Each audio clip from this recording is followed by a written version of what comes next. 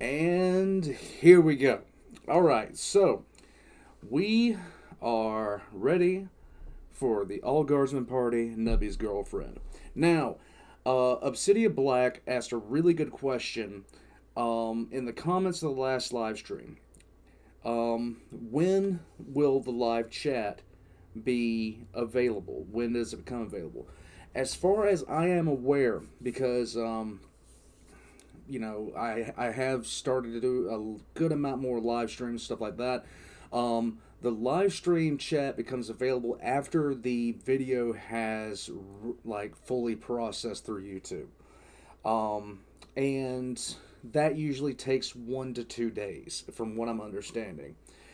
So let's see who's here. We got our nukes, Zigmarks, Golden Technology, Shane Clark. We got Magos Domina Cal Alpha. A City of Black is here. Let's see. The Hobbit is here. We have, let's see who else. Darth Revan. Well, shit. Welcome. Jackson Eagle is here. Okay, so is everybody ready to have a good time? Because this is going to be about Nubby's girlfriend. The one that I was confusing with a Gretchen last time. Kensai is here. The Loyal Cab is here. Namquan! What's up, buddy? Chibi Potato. Oh, God, I screwed your name up. The bad thing about it is, the Patreons have got a new video a couple of weeks ago, and it was my latest round of absolute screw-ups. And it's when I start a video off and I'm trying to do the intro, but for some reason, brain disconnects from mouth and everything goes sideways. I'm going to be releasing that later today, after the live stream, as a matter of fact. Also, tonight, I'm going to be going to sleep as soon as this is over. Once I wake up, I'm going to set a time for the live stream of Broof Alpha Boosa's next, I wouldn't call it an event, was it audio logs for Hunter the Parenting. This episode, meet the team, the waifu. Alright, so, Nubby's girlfriend. You guys ready? Excellent chat and you're ready. 37 people in. Last time we were at 70 when, like, about midway through, so that's awesome. Here we go. This episode, meet the waifu, I love it. Alright, let's see. Oh, because of what I got told last time. Well, not what I got told. Because of what Obsidian asked, as far as we just got the assault truck of victory. Because of what Obsidian asked the last time as far as live chat goes, from now on, I'm going to read off the full comment from the person just in case the live chat is not there, so you actually know. If you're watching this on replay, welcome. If you're watching this on a replay and the live chat is not there for whatever reason, you're not able to watch it, you'll be able to hear what I'm actually talking about, okay? That's something I should have done a while back. That's my bad. That's on me. I'm always trying to improve. I'm always trying to make things better. I suck. I get it. Here we go. So Thasil, hey Slacker, Mika von Poland, and Ronnie, and the Adrian Elmtis. Okay, great. I read his comment like 3 times. I suck at this. Here we go.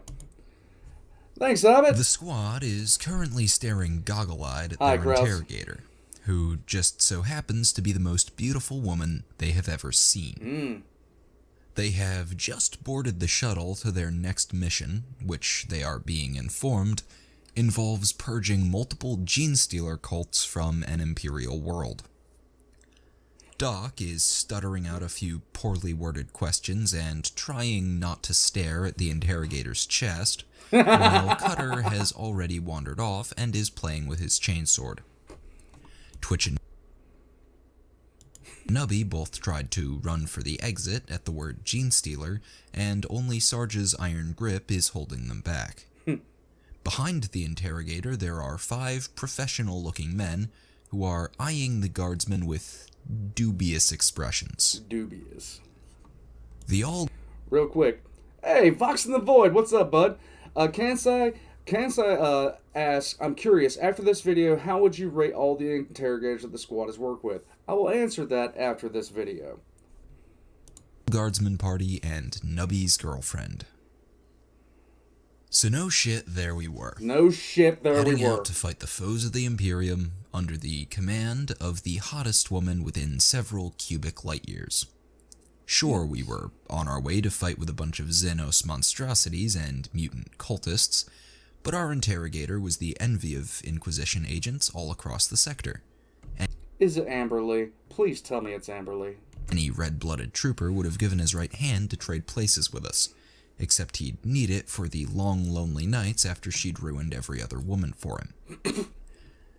None of us had imagined that there was ever an interrogator like her. She was practically perfect.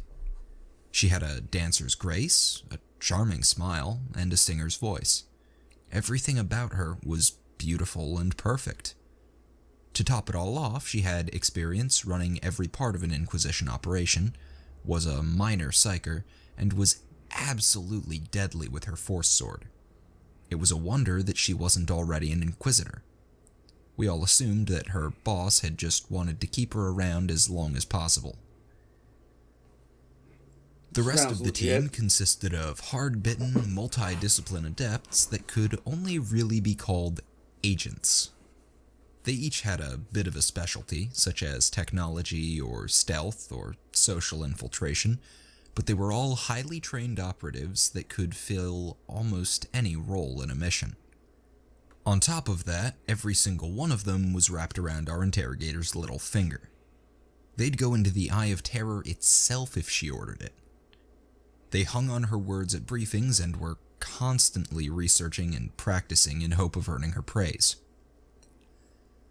So, it was sort of surprising that most of us didn't really like her. Okay. Doc and Twitch were terrified of her. Doc got tongue-tied around most women. He could barely even talk when the interrogator was around. He would... But at the same time, Doc was sitting there hitting on a sister hospitaler. drop what he was holding, stare at anything else in the room, then either freeze completely or mutter something and try to escape. Meanwhile, Twitch had decided that anything that beautiful was specifically designed to destroy men. Or, I'm surprised he hasn't accused her of being an orc yet. One True Slacker, thank you. If a psyker read the mind of a tech priest, would they be allowed to kill them for attempting to steal Mechanicum's secrets? I don't know. Probably not. Probably not. I sincerely doubt it. I think everybody would know what was going on and probably kill the guy anyway. I think that's how that would work out. He firmly believed that she was some sort of demon or witch or Xenos or mechanical construct. His theory varied from day to day. Their relationship was not helped by her repeated insistence that he not wire everyone's quarters with mines. Sarge and Cutter were vaguely distrustful of her. Sarge had a completely justified distrust of authority. None of the squad's previous interrogators had impressed him with their strategic ability, and his guard superiors had been even worse. Not surprising. On top of this, while she was easier on the eyes than any of his former bosses, Sarge automatically assumed that any superior officer that didn't have at least one obvious battle wound probably spent most of their time getting guardsmen shot instead. Not a bad assumption. For his part, Cutter didn't understand what all the fuss was about. Sure, the interrogator's force weapon was pretty cool, but there was only room in his heart for his chainsword, Sean. Nubby. Wait a minute. He named his chainsword? Okay. He immediately fell in love, though. He followed the interrogator around like a foul-mouthed, unhygienic, kleptomaniacal puppy. Honestly, we weren't sure who we felt more sorry for. Nubby's constant attempts to impress her were absolutely pathetic. But on the other hand, She had to endure Nubby's near-constant presence. He would follow her around doing errands, offering her little gifts, and constantly telling her about the heroic exploits of Captain Nubby and his merry men. What? At first, she encouraged this behavior, since Nubby was the only man in our squad that would give her anything more than a resigned salute. Everyone has their limits, though, and Nubby's chatter, blatant thievery, and smell could wear down anyone's patience. He even started standing guard outside her quarters while she slept, which was more than anyone should have to bear. Yes. Sarge put a stop to that as a sort of peace offering. Once again, we claimed a section of cabins as our own and let Twitch fortify them. Thanks to our abysmal first impression, not to mention effect Nubby had on the rest of the team, we mostly got away with our routine napping, PT, and ignoring everyone else. Thank you, Slacker. One of the best quotes of AGP, if that actually happened, then I'm an orc in a dress. Why is he looking at me like that? Definitely said about Twitch. Definitely said around and about Twitch. The others seemed to think of us as disposable muscle, and definitely weren't about to traverse a literal minefield. Thank you, Slacker. Or argue with a heavily armed paranoid just to talk to us. Of course, we had to leave our territory to go to a few briefings with the rest of the team, but since we weren't part of the Interrogator fan club, we weren't invited to stick around in their part of the ship. The only exception to our isolation was that every once in a while the Interrogator would try to come down and make an attempt at bonding with us. She stopped trying after Twitch threw holy water at her, though. Why?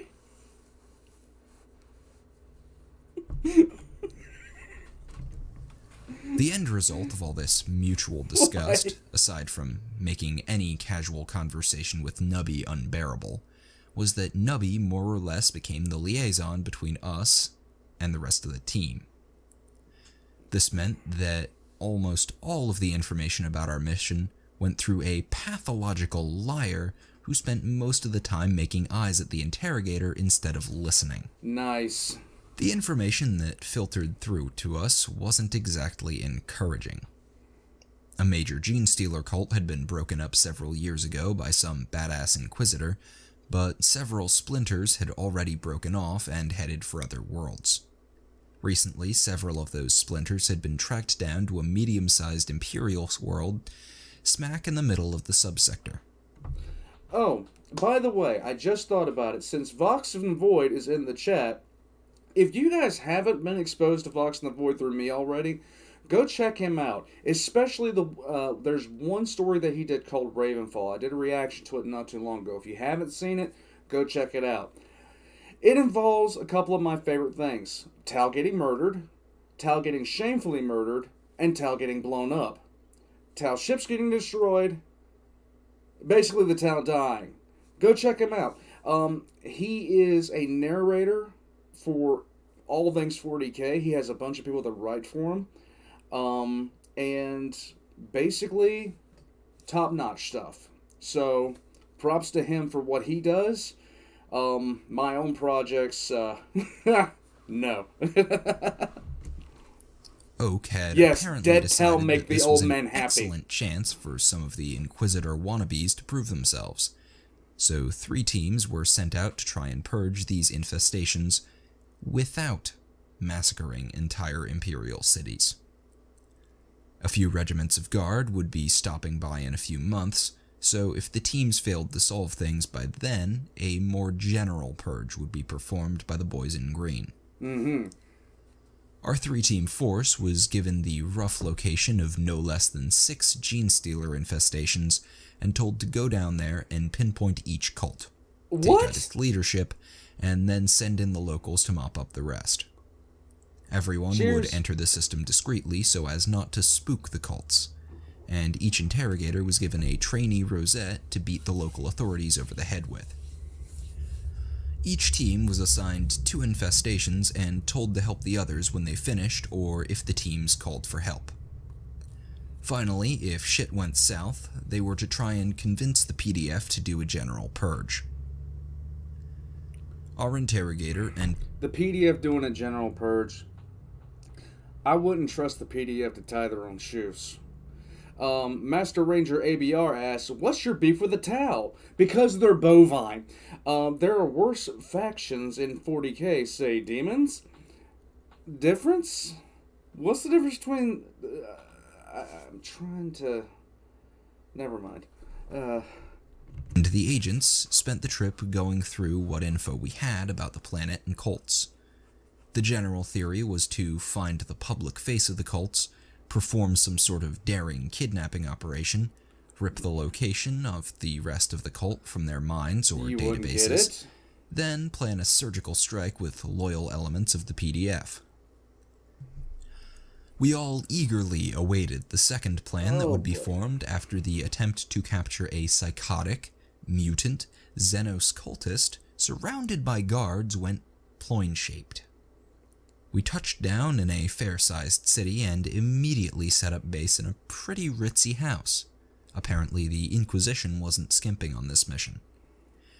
The agents all started going out on their little fact-finding missions, infiltrating political groups, examining real estate records, hacking databases, and, in the interrogator's case, attending extravagant parties. I somewhat figured it. It's not Amberley Vale because Amberley Vale wasn't a psyker. Thank you, Slacker. Had to join the Inquisition to become the best soldiers the Imperium could produce. No, actually, Slacker, they had to survive orcs, Tyranids, orcs, Tyranids, orcs, and more Tyranids. Why not just throw Necrons and stuff like that? SOC, super chats are acting strange for you. Not sure why. We were not invited on any of these missions on the grounds that we were so unstealthy that just being in the same general area would blow their cover. Thank you, Hobbit. The lack of invitation didn't stop Nubby from attending the parties, though. Oh, God. One can only imagine the disgust on the interrogator's face when he kept showing up mid-party in clothes he'd mugged off a serpent or drunk knob. Since we didn't have anything better to do, we mostly lounged around, ate bad fast food, kept the vehicles in order, and generally transformed a beautiful townhouse into an Imperial Guard firebase. We had been in transit for several weeks, and now we had been told to stay at base while the rest of the team did the investigating. While any guardsman appreciates downtime, Sarge wasn't a fan of troopers sitting around with nothing to do. Master Mistakes, that is an excellent comment. So, one thing that is said many times in stories in 40k, especially in the Caiaphas Cain novels, is ploin-shaped. And Master of Mistakes says, context, ploin is a common fruit found on Tanith. Think a green eggplant. So he stepped up the schedule of our drills, and we all helped Twitch fortify the place. Twitch doesn't need help. This eventually got us into trouble with our interrogator, since apparently surrounding a house with razor wire counts as breaking cover, even if you cover it up with decorative shrubbery. Come on, shrubbery! Our relationship with the rest of the team was definitely getting a bit strained. Cutter got yelled at for doing sword drills in the middle of the night. Apparently, some of the agents had trouble sleeping while someone was revving a chainsword and screaming obscenities at a training servitor. Cutter. They were also unappreciative of Sarge holding 5 a.m. PT in the backyard, and Doc's insistence that everyone submit to a thorough physical. The real problems were Twitch and Nubby, though. Yeah. Of course, Twitch was doing his usual thing, but unlike our previous teams, the agents had no appreciation for a properly secured perimeter. After an agent ignored the posted directions and had to be rescued from a depressed landmine, there was a big fight between Twitch and the interrogator. His perfectly valid points about perimeter security, posted instructions, and the relative safety of mechanical dual-action mines compared to motion-activated ones were dismissed. In the end, he had to remove all booby traps outside the squad's quarters. Oh my God. Even the non-lethal ones. To top everything off, Nubby had ground the entire team's nerves down to the bone. His consistent petty theft, chatter, and poor hygiene were bad enough, but he was practically stalking the Interrogator at this point. His very presence offended the agents, and his behavior drove them all into a simmering rage. Only his fictitious rank of captain and supposed command of our squad kept them from killing him or banning him from their briefings.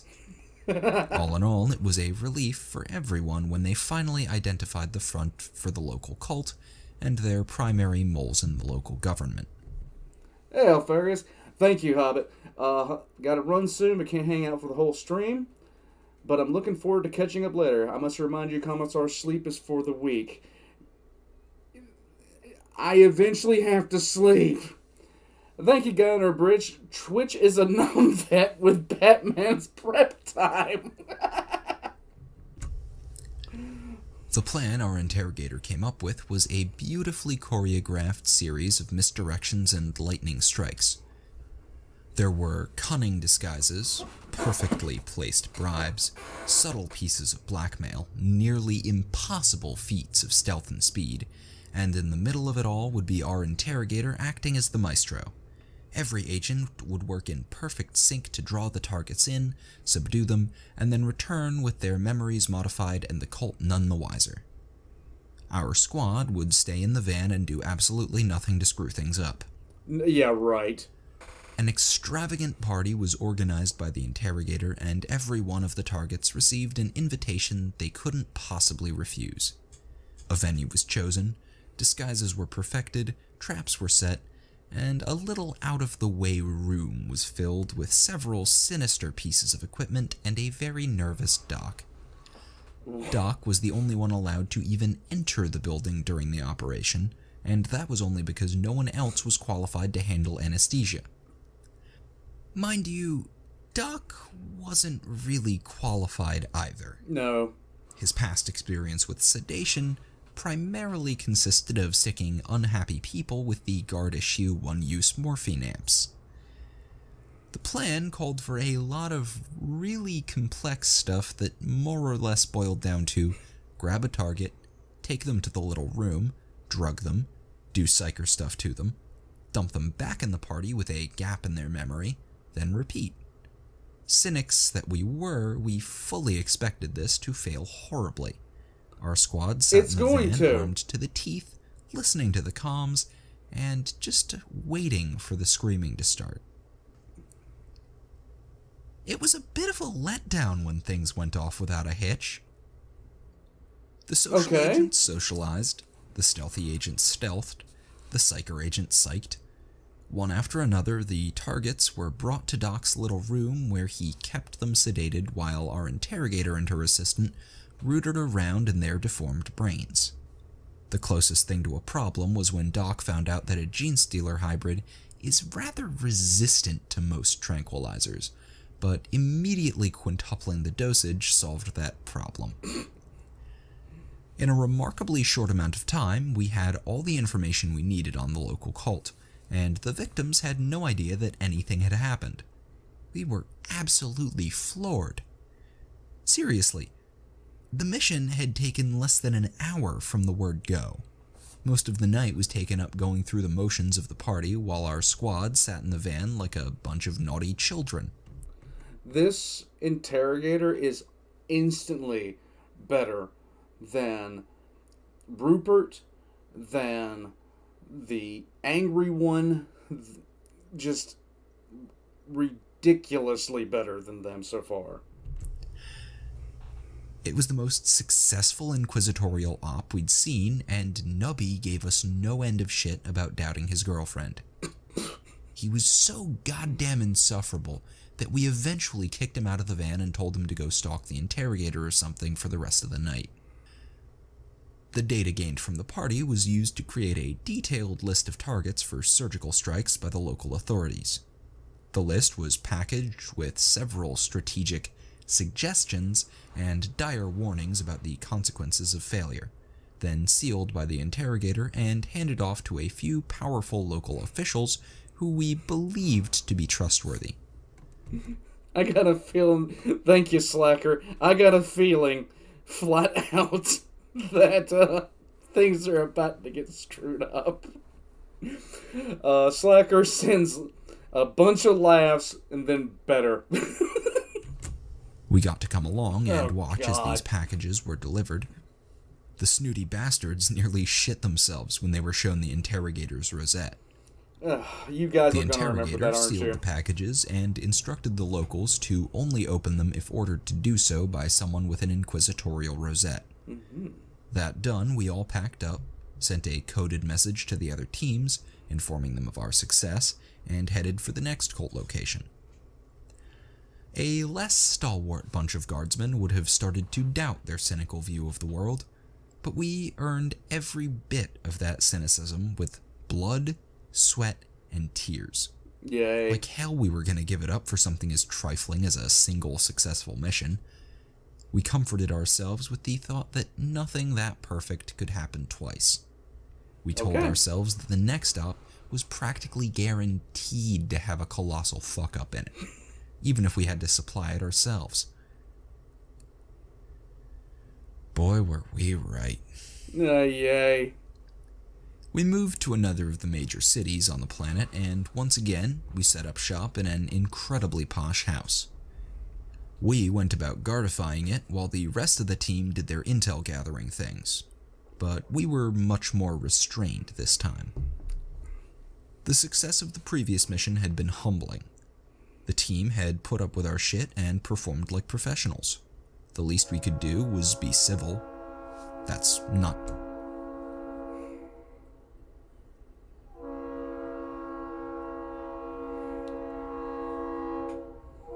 Latest shipment of Kriegers is going to the front line, guys. I'm sorry. Hold on a second.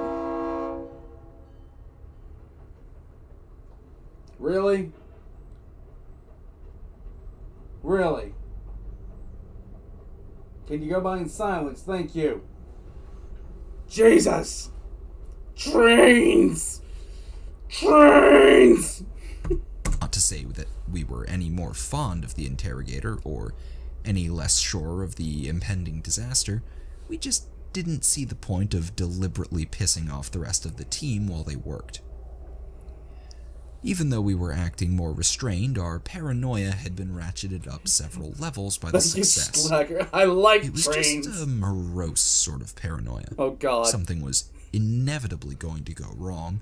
Special delivery. Complete fucking disaster. Yes. The train, that's where the Death Corps Trooper is. Where is Death Corps Trooper? But no one would ever listen to us or let us take perfectly reasonable security measures. So we just stewed in our makeshift barracks and prepared for all of the complex plans to fall apart and dump everything in our lap. Okay, so I just now thought about it, and you can all blame Adrian for this. Imagine a theme park on Krieg that is Vrax the theme park, and then you have, like, C-16 bunker roller coaster, the artillery shot put, the Tower of Terror. Our mood was not improved by Nubby periodically coming in and rambling about his lady love. Before long, the intel was gathered, the targets were identified, and another magnificent party was scheduled by the interrogator. Once again, the interrogator and her agents put together an incredibly complex plan, which would pull one target after another into the little interrogation room manned by Doc. There were little differences here and there, but it was really the same plan as last time. Right down to us grumpy guardsmen sitting in the van where we couldn't get into trouble. We paid careful attention to the briefing this time, quietly tracking all the ways things could go wrong. When it was over, we retreated to our quarters and started making our own contingencies. We had plans for stopping escaping targets. We had plans for intercepting cultists hunting our team. We had plans for holding off reinforcements. Hell, we even had plans for if the interrogator and the psyker agent both simultaneously turned into demon hosts. Sure, all these plans were more or less apply laze fire and explosives until it stops being a problem, but we did have them. A poor plan executed now is better than a perfect plan executed too late. Thanks, our nukes. Squat's attack train. Yes. Sapper's attack train. Now debuting at Vrax Amusement Park. Bring the kids. We'll enroll them afterwards. The team was amped up and ready for another perfect op. Yes, the Vrax shooting gallery, Magos. Magos says they can use the heretical prisoners as target practice. Well, at least Nubby, the agents, and the Interrogator were. But after several days of morosely speculating about what would go wrong, our squad had the general attitude of condemned prisoners. We weren't sure what would be worse. If a tenth of our paranoid worries came true, we were all going to die horribly. But if everything went perfectly again, we'd probably have to kill ourselves or join the Interrogator fan club with Nubby. Most of us considered death to be the better option. On the night of the party, our squad piled into the van with so much military hardware that we clinked when we walked. We had laser guns and melee weapons, ammo and med packs, several different types of grenades, and more det packs than even Twitch thought we needed. When a guardsman feels a sense of doom in the air, munitions are his security blanket. Doc was sent off to his little room with a batch of super heavy tranquilizers he had prepped after the slight difficulty last time. He was going to be alone in there, so we gave him a backup guard issue combead, and in direct violation of the Interrogator's orders, Twitch snuck him a few of his toys. Nice. That is to say, Doc was given enough directional mines to blow anyone coming through the front door to chunky salsa while simultaneously opening up an escape route in the back. We sat in the van, jittering and waiting for either the impending disaster or the most embarrassing moment of our lives. This op would make us, break us, or quite possibly kill us. All we could do was listen to the comms and wait and see which. You should have seen the look on Sarge's face when the elevator the stealthy agent was on suddenly reversed direction and smashed him up into the top of the shaft. Ow. Grinning like schoolboys, we all started piling out of the van before the agent's scream was cut short by the inevitable splat. Nice. As we sprinted for the building, we all felt a deep sense of satisfaction as two of the agents reported that they were being followed. I can just imagine they're sitting there skipping down the road singing songs, like singing a marching song while shit's going to hell over the combead. This evolution of the Krieg's Vrax amusement park that Chad is coming up with right now, rewards for the shooting gallery, I would think, would be an express first-class ticket to your draft. And Sarge almost started laughing when the Interrogator's order to abort was interrupted by a gurgling scream and comms going down. Twitch actually did start laughing when Doc reported hostiles approaching his position and his intention to blow the mines, then rendezvous with us in the ballroom. We hit the front door right as Doc's mines went off. As the explosion shook the building, we kicked in the door, butt-stroked the Rent-A-Cop's standing guard, and headed for firing positions. Nubby and Twitch sprinted up into the balconies to lay down covering fire, while Sergeant Cutter started forcing a path through the crowd. It was complete pandemonium in the ballroom. The crowd was panicking, gunfire was coming from several directions, and the hostiles were almost identical to the rest of the partygoers. Nice. One agent was already down, another was pinned behind some pillars, and as we got into position, we saw the Interrogator retreat out a side door with 3 cultists in pursuit. Nubby and Twitch made quick work of the cultists they could see, and started sweeping the crowd for hostiles and the original targets. Sergeant Cutter finally made it through the crowd to the surviving agent, where they found several cultists pretending to be guests and waiting for a clear shot.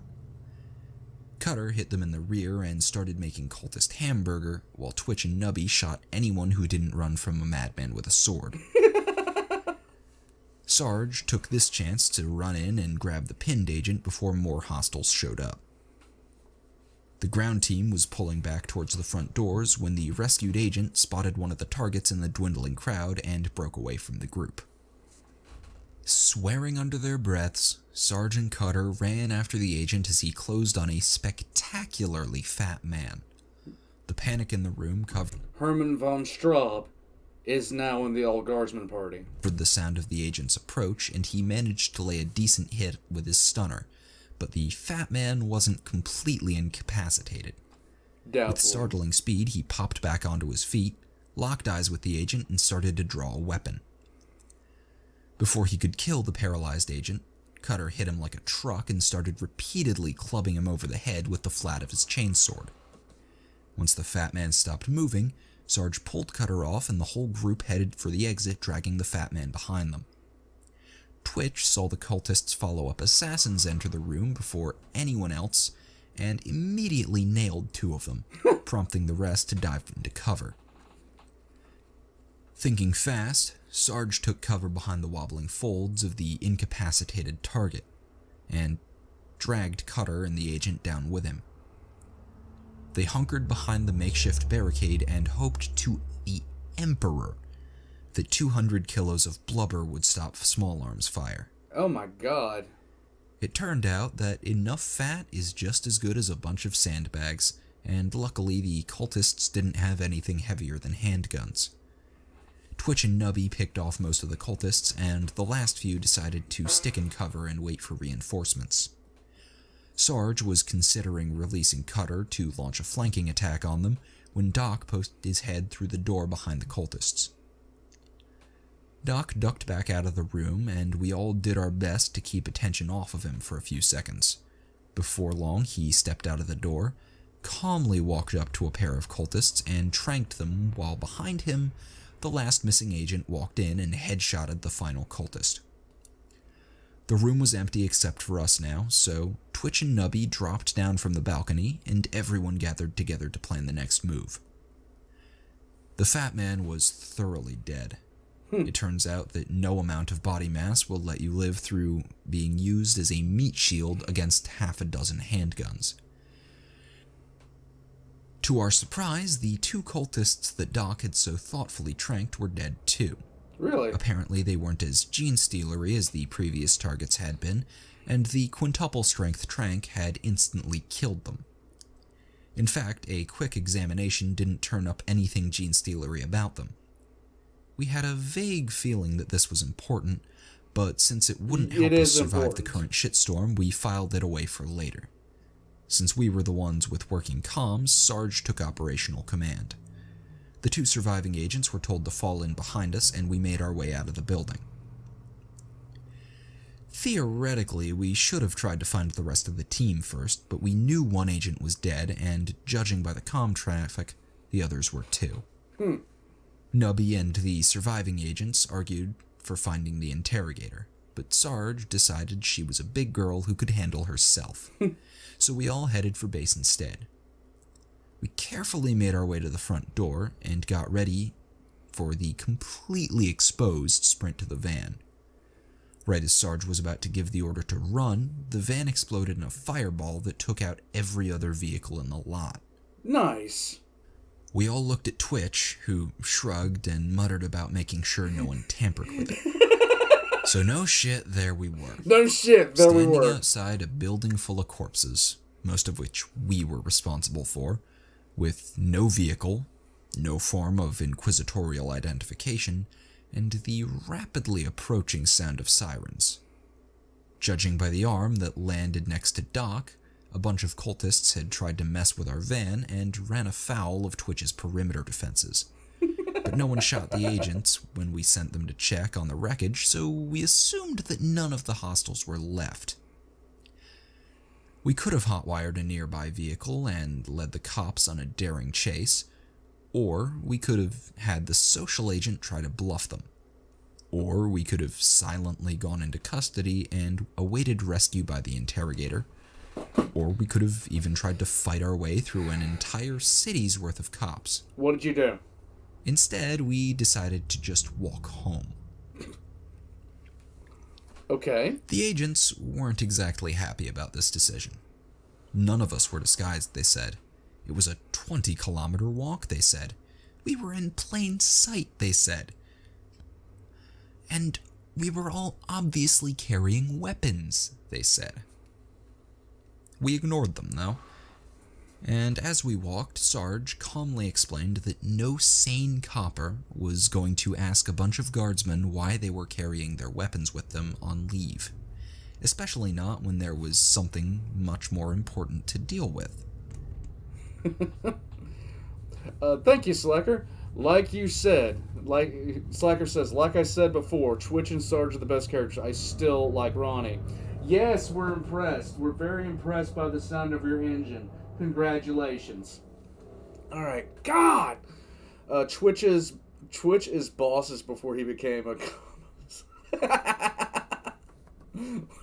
Bloody Magpie says, "Well, that sucks. Let's go home." Understandable.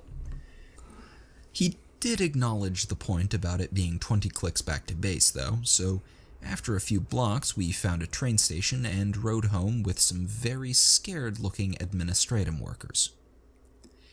Those of us with proper guard-issue common sense caught some much-needed rest while we traveled.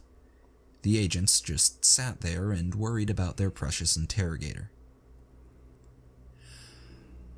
The sun was almost up when we got back to base, and the agents were dead on their feet.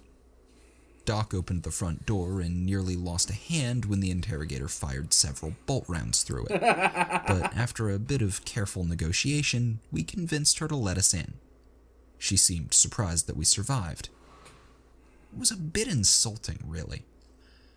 After the interrogator put the bolt pistol down, we all filed in and Sarge gave the squad's report. Doc and the agents filled in the bits he wasn't there for, and we painted a pretty clear picture of the cultists' attack, our swift response, and the rescue of the agents. Sarge also made sure to mention the attempt to capture the Fat Man and the lack of gene-stealer characteristics on the cultists, but the interrogator wasn't exactly impressed with this information.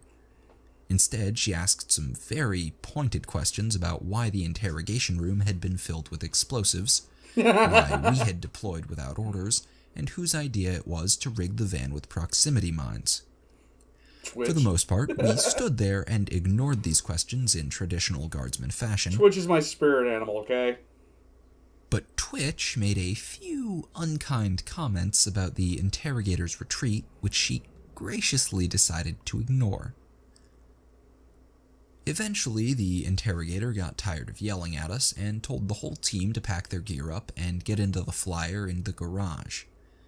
She had decided that this part of the mission was beyond salvage and ordered an immediate purge by the PDF. We had less than an hour to get our shit together and get the hell out before the killing started. None of us were happy about the Purge Order. A whole lot of civvies were going to get killed, and the PDF grunts were going to be pretty messed up by the end of the purge. But in the end, it was the interrogator's call to make. We didn't have any clever suggestions, and she clearly wasn't interested in hearing our half-baked plans. So we kept our mouths shut. Hell, even if we had a real idea for fixing the situation, we couldn't have stopped the purge without the interrogator's rosette. So, feeling like our heroic rescue had been for nothing, we collected everything we could carry, got into the team's flyer, and awaited further orders. We hadn't even finished stowing our gear when the interrogator and the two agents sprinted into the flyer in full combat gear. Nice. The agents jumped into the pilot's seat, and we immediately took off while the interrogator told us that one of the other teams had requested aid. Okay.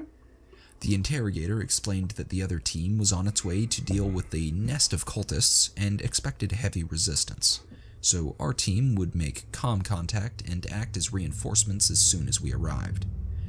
We cracked open our supplies and started gearing up for a big fight as we flew. This time it would be a straightforward battle, and we would be ready. Far below us, las and artillery fire started to spread across the city. That's good. The squad was in a grim mood. Thousands, if not millions, of Imperial citizens were dying below us. And it was all because our team had botched a single op. We looked back at the sense of smug satisfaction we felt when the interrogator's plan had fallen apart, and felt a little ashamed. This wasn't just proving ourselves right and keeping our asses safe. There were millions of lives on the lines here. The entire squad had vowed that this would not happen again, and each of us swore that we would do our damnedest to aid the other teams and complete the mission objectives. Except for Twitch, that is. Instead, the Nutter swore that he would put a stop to the interrogator's nefarious plans to harvest his precious bodily fluids. She's after my gene seed! Twitch and told him to stop plotting to kill our superior officer unless Sarge told him to. We were all locked, loaded, and ready for action when we entered the other team's territory, and the interrogator made comm contact. She reported that the second team was pinned down in a building by several well-armed cultists, and hostile reinforcements were probably on the way. We would land on a nearby roof, get into position, then take out the attackers and any other cultists while the team inside finished their mission. The agents would stay in the flyer and give air support if needed. Okay. As soon as the flyer touched down, we fanned out across the edge of the roof and started setting up for one hell of a sneak attack. The targets below us were obviously professionals. They spread across several pieces of cover, had military-grade weaponry, and were maintaining fire discipline. Since these guys were head and shoulders above the cultists we'd fought earlier, Sarge ordered us to hold fire and pick our targets for a massive opening salvo. Before any of us could finish setting up our shots, though, the interrogator ran to the edge of the roof and started pouring bolt fire into the cultists below. They responded instantly, every one of them turning towards the roof and laying down suppressive fire. We all immediately hit the deck, leaving the interrogator as the only clear target. She threw up a force shield, but she wasn't a powerful offensive psyker, and after a second, she collapsed with a scream. When Nubby saw this, he burst out of cover and started hosing lace fire back at the cultists with no regard for his personal safety. Doc barely managed to pull him to the ground before their return fire killed him. Sarge took stock of the situation, decided it was salvageable, and assumed operational command. There you go. Figuring he needed some form of identification for when he reached the other team, he grabbed the moaning interrogator's bolt pistol with its obvious inquisitorial marking, then ordered Twitch to take her back to the flyer. Twitch grumbled and pulled the limp interrogator over his shoulder, then started to slowly haul her towards the flyer, complaining loudly that she wasn't even trying to walk.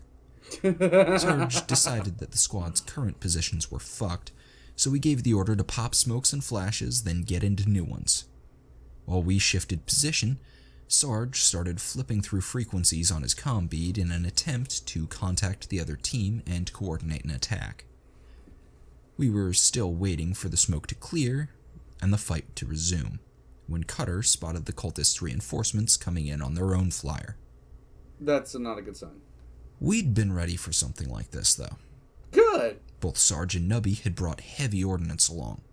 Nubby got his launcher ready, and as soon as the flyer came into range, he nailed it with a flak missile. Nice. The shot wasn't perfect, and the pilot managed to make a crash landing at the edge of the smokescreen, but Sarge raised his nade launcher and dropped several rounds onto it before anyone could get out. That done with, he went back to scanning the comm channels and finally made contact with the other team. Sarge asked for a sitrep, and we all got patched in just in time to hear, "Our situation is foobar. We're pinned down by several heavily armed cultists, and someone just fragged our interrogator's flyer." What? Whoops. Oh, no. Uh-oh. Oh. That was a little embarrassing, but these sorts of things happen in combat, and we were still in the middle of a fight. Fire. Sarge told them that we had eyes on the cultists and would deal with things while the other team sat tight. As the smoke cleared, he started dropping nades onto every piece of cover he could see, while the rest of us waited for him to flush out the targets. A few seconds later, the other team voxed back and told us to bloody hurry because they're dropping nades right on our heads here. Double whoops. The screw-up was too big to be entirely our fault. No. In fact, there was no way that a screw-up this big could be accidental. After all, the Interrogator had been in comm contact with the other team the whole time, and had been the first one to open fire. We all turned our heads towards Twitch and the Interrogator and watched in horror as she sprang upright with Twitch's laser pistol in her hand. Twitch reacted with lightning speed and threw himself backwards, but before he hit the ground, she drew a bead on his head. She met his eyes and then, with the most beautiful smile in the entire galaxy, she pulled the trigger. This was Twitch's laser pistol, though. Oh. Its owner was a man who once put directional charges onto the backplate of his armor just to make sure no one snuck up on him. There was an ominous hum when the trigger was depressed. Oh my The smile god. faded, and a second later the pistol's power cell went off like a small grenade, taking Nice. the bitch's hand with it. It really shouldn't have been any surprise to any of us that Twitch had booby-trapped his weapons. He regularly told us to never, ever touch any of his stuff without asking first. It surprised She's a gene stealer. She's a gene stealer. Oh my god. us anyway, though, and we all stared at the explosion like a bunch of dumb recruits. This meant that every one of us was dazzled by the explosion, which blew Twitch and the Interrogator in opposite directions. As most of us tried to blink the spots out of our vision, Cutter charged for the downed Interrogator while swearing at the top of his lungs. Cutter was damn fast, but he had a lot of distance to cover, and the Interrogator was back on her feet in seconds. She sprinted for the flyer, and one of the agents poked his head out of the door to see what the hell was going on. What he saw was a badly wounded Interrogator running for safety, while Twitch blindly sprayed laser fire and Cutter bore down on her, revving his chainsword and screaming for blood. So, in retrospect, his decision to draw his sidearm and give her some covering fire was perfectly reasonable. Yes. Reasonable or not, it still screwed us, though. Cutter had to start dodging shots and only caught up right as the Interrogator was boarding the flyer. Cutter made a good attempt at removing the Interrogator's pretty head, but he was forced to dodge at the last second by the agent. The Interrogator's counterstroke nearly impaled Cutter. That was He fell back and only took a minor stab wound from her force sword. This gave the agent a minor stab wound. That meant whoever was rolling damage literally rolled minimum damage. Like absolute minimum damage. enough time to slam the door shut, and the flyer started to take off as Cutter futilely hacked at the door with his chainsword. The moment the Interrogator broke for the flyer, Sarge started trying to raise the agents on the comm. But to his absolute disgust, he found that the Interrogator had locked the whole squad out of the team's network. So with no way to get our side of the story across, we just stood there and watched the flyer take off. Nice. Our paralysis lasted until we realized that it was coming around for a strafing run. Very nice. It didn't surprise any of us that the agents had sided with their precious little Interrogator. Later on, we might try to bring them around, but right then, they were sheltering our enemy and trying to kill us. That We usually all causes a scattered problem. and managed to avoid the first salvo from the flyer's nose gun. Thinking fast, Doc grabbed the missile launcher from a stunned Nubby and loaded our backup flak round. Nubby, your girlfriend's a bitch. Thanks, Slacker. Sarge is right. Slacker says, Sarge is right. Most in the high command is trying to kill non-coms. This is, yeah, I can see it. A guy under a bridge says she's an orc in disguise. Twitch is always right, my friends. Twitch is always right. Doc wasn't exactly a pro at using a heavy weapon, but it was a pretty near miss and he definitely got a chunk of the flyer. Sarge supplemented this with some airburst grenades from his launcher, Nice. and between the two of them we convinced the flyer that we weren't worth the trouble. It turned tail and limped away into the distance as we all stood there and tried to figure out what the hell just happened. We were brought back to reality by the sound of fighting from the street below. The cultists in the building were laying heavy fire onto the poor buggers that we'd done our level best to team kill. Doc went to see the slightly crispy Twitch and slightly stabbed Cutter, while Sergeant Nubby pumped the rest of the squad's grenade and missile launcher rounds into the building. This went a long ways towards convincing the other team that our previous attacks had all been a misunderstanding. Yes. The barrage of explosives pretty much leveled the building, and none of the surviving cultists decided to stay and fight. Neither our squad nor the team below was in a position to give chase, so we all withdrew and tried our best to sort everything out over the comm. We explained the situation as best we could, and mostly thanks to the former guardswoman on their team, we eventually convinced them that this was all our interrogator's fault. The problem was that we didn't really have any idea what to do about it. We were just a bunch of grunts, and the other team was down to a guardswoman, a psyker, and an arbite. And a pair of badly wounded clerics. Apparently, the interrogator and all of their team's nerds had been on the flyer that Sergeant Nubby had blown to pieces. We blamed that one on the agents in the flyer when they asked who had shot it down. None of us had any great ideas on how to track down the interrogator, so we decided to fall back to the other team's safe house and see if we could raise the third team's interrogator. We hotwired a pair of vans, and as we headed for the base, Doc did his best to fix up the 2 wounded clerics. Neither of them was going to be back in the fight anytime soon, though.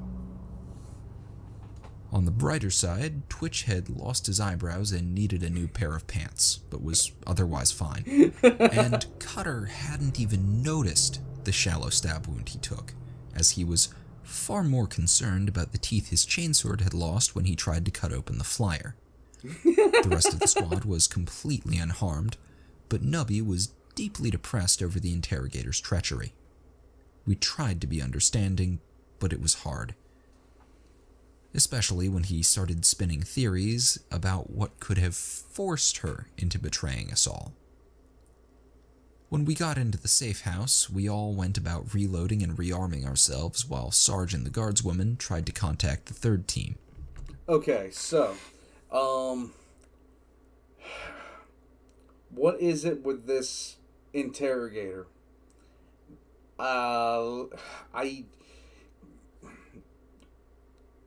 Gene Stealer or Chaos. One of the two. That's my thought process here. She's either a Gene Stealer or she's got Chaos in her. I don't really know what else. Alright, so, comments. Let's take a look real quick. Twitch is right for the wrong reasons. Master Mistakes is providing that context today, guys. Context on game system. Each session, each player gets one get out of jail free card, get out of jail free reroll against to turn any roll against you. You can increase this, but remember, this is 40k and DMs can just keep throwing at you. Nicholas Jennings says, "Hi, I'm new to this stream, but I'm a big fan of yours and your team's work on from the reactions to the 5-ish minute lore vids."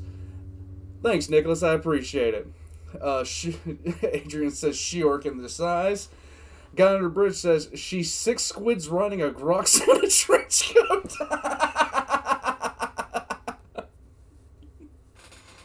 Excellent chat for that one.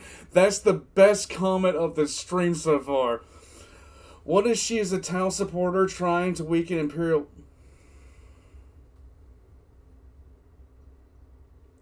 Shane Clark asks, what is she as a Tau supporter trying to weaken Imperial forces?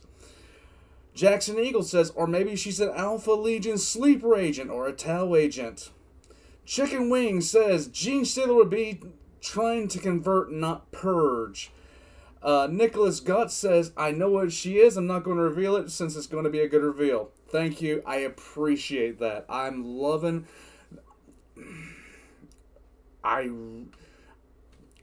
some people like to watch the stuff with me. I like to see it too. I love it when you guys know what's coming. I love it when you guys know what's coming and just like are here for it. The sheer disgust at the mention of the towel. Speaking of which, episode 3's coming up soon. Episode 3's coming up soon. I'm waiting on one voice actor. He's having a little bit of problem, but once he gets taken care of, episode 3's going to be coming soon. And so is 5-ish Minute Lore. She is Alfarius, a guy with a bridge says. Just when you thought she was a good interrogator, Kanzi Yamazura says. Alright, here we go. Hi, Mr. Luckily, Wright. there was a backup flyer parked at the safe house, so we started moving everything we might need into it in case the third interrogator wanted us to join him. After only a few minutes of this, we started to hear the distinctive sounds of heavy artillery and lasfire in the distance. Okay. We quickly realized that our interrogator had called in another purge for Emperor knows what reason. Being inside an inexorably shrinking military cordon is bad, so we decided it was time to get the hell out of Dodge. We loaded up the wounded and the last of the supplies we could carry. Then the Arbite got us into the air while Sarge and the guardswoman tried to use the flyer's Vox to reach the local authorities. We were wildly unsuccessful in our attempts to convince the PDF to stop the purge. Their orders had been given by someone with a genuine inquisitorial rosette, and Emperor help the man who defies the Inquisition. Exactly. Sarge failed miserably when he tried to explain that we were the Inquisition, as without a rosette to prove it, no one would believe him. Right. We considered going back to look for the second team's rosette, but since their interrogator had been wearing it when we blew him to pieces, that idea was quickly abandoned. It generally causes problems. Eventually, the PDF must have reported our attempts to stop the purge to the interrogator, because they suddenly got very interested in where we were voxing them from. We quickly deactivated our Vox in case they could trace it, and watched the fireworks below us while we made our way towards the third team's last known position. Super Saiyan de Colonius, welcome, buddy. He says, sorry I'm late, I just woke up. You missed me making a mistake in terms of saying somebody was competent when they are not. Shenanigans, guy under bridge says. Let's see. Nicholas Jennings asks, have I ever heard of the Fate series, like Fate Grand Order and stuff like that? No, I have not. Not yet. Obsidia Black says, remember what you said about the Interrogator being the best one they had so far? Yes, just rub that in, buddy. Just rub it in. It's okay, give it a nice rub. Yeah, boy. We spent a lot of time talking during the flight. None of this shit made any sense to us. Bloody Magpie just asked a question. By the way, is there going to be another Mistakes of the Emperor video? God, I want to tell you guys something, but I'll wait. I want that to be a surprise. Continuing on. And we had no idea what to do about it. Initially, we asked Twitch what the interrogator's plan was, since he'd been sure she was planning to kill us the entire time. But he quickly devolved into theories about precious bodily fluids. Nubby wasn't any help either. He was insisting that this was all some sort of misunderstanding, and the interrogator was a sweet girl who would never hurt a fly. We weren't going to... Nubby, she's wiped out 2 cities. Get anything useful out of them, so we put our heads together with the rest of the team and tried to figure shit out. Looking back, it was sort of weird yes, that the Bloody cultists Magpie, at the there party is another had mistake to the gene Emperor stealery coming. or cared about shooting the fat man. So we decided that they must have been the interrogator's friends, and the plan had been to wipe out the whole team. If that was her main goal, though, she could have killed us all in far simpler ways. Yeah. So we figured that it was supposed to look like an accident. We didn't really see the point, though. If she just wanted to order purges, it provided a nice justification. but she hadn't ordered a general purge on the first cult. Right. Maybe she wanted to perpetrate a mass murder and still pass her Inquisitor test or something. Maybe. Anyway, it was definitely her plan to get us into a fight with the other team and presumably have us wipe each other out. We didn't really have a reason for that either, but maybe she just wanted to kill the other team and figured she'd take out two birds with one stone. Maybe she just wanted to kill Nubby. It made a stupid sort of sense if she was low on cultist manpower and afraid of trying to stop her purges. Her reason for the purges was still a mystery, though. All we knew was that she wasn't working with the Gene Stealers, since they weren't going to live through the purges either. True. In the end, we decided she was just an utter bitch and tried to catch what sleep we could before the flight ended. We woke to the sound of more artillery fire. We were over the city where the last team was supposed to be working, and we all recognized the shitstorm below us. The damned bitch had ordered another purge. We were pretty sure she couldn't have actually ordered this one without her either enlisting or killing the third interrogator. Probably but killed. It didn't hurt to check. We turned Vox on to call the third team, and to our surprise, we actually got them on the first try. Nice. Sarge immediately explained that our interrogator had gone nuts, tried to get us to kill the other team, and was running around ordering mass purges for generic evil reasons. Unfortunately, the bitch had their interrogator under her thumb. Nice. So the only response we got was an order to surrender to the Inquisition and seek mercy for our sins. That was bullshit, so we turned the Vox back off and started to debate the merits of catching a ride back to Oak's ship. Hanging out on some tropical island until this all blew over, or even getting a job on a rogue trader. Our boss was an evil bitch who got off on ordering mass purges. The nearest other official was totally whipped by said evil bitch. Several major cities were being needlessly genocided, and no one on this damned planet would listen to us unless we had one of their rosettes. Everything was a horrible bloody mess, and it shouldn't have been our job to sort it out. Our plans for desertion came to a sudden halt when the psyker from the second team started freaking out. Nice. We hadn't known this psyker for very long, but he didn't seem like the type to randomly start screaming. So while Doc saw to him, we all started looking out the windows and checking the sensors for anything warpy going on. Yeah, that's a good idea. The problem quickly became apparent. A pair of massive, glowing lines shot in different directions across the ground under us. A second later, this was followed by dozens of smaller lines which formed eldritch symbols all across the city below. This is bad. We weren't exactly geniuses, but it didn't take a bloody savant to see that this was some serious warp shit, or that the two glowing lines were extending towards the other two cities that the interrogator had ordered purged. Even though none of us were sure about what was going on She is Slaneshi. here, everyone was pretty sure this was her fault. Yes. The situation was going to shit at incredible speed. The only thing we could think to do was to try and get our hands on one of the two remaining rosettes and use it to tell everyone to stop being retarded. So we stayed on course for the third team's base and hoped that both interrogators would still be there. While we flew, everyone geared up for a fight.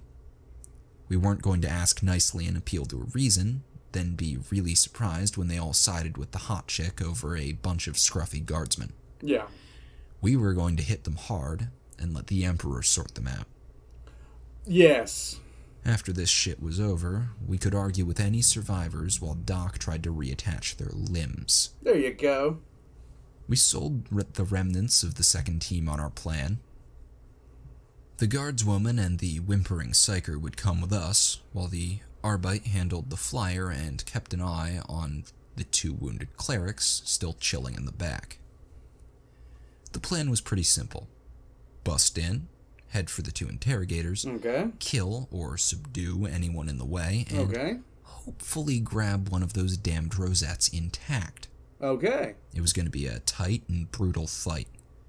several well-trained hostiles, a lot of walls of varying thickness, an enemy who knew the terrain better than us, severe consequences for failure, and to top it off, looked like the safe house was located halfway up a damned tower. Not only would it be a rough fight, we also had to figure out a way to get inside without running into an ambush. Impossible. Good thing we had a flyer. Now, this flyer didn't have any weapons, so we couldn't really use it for air support.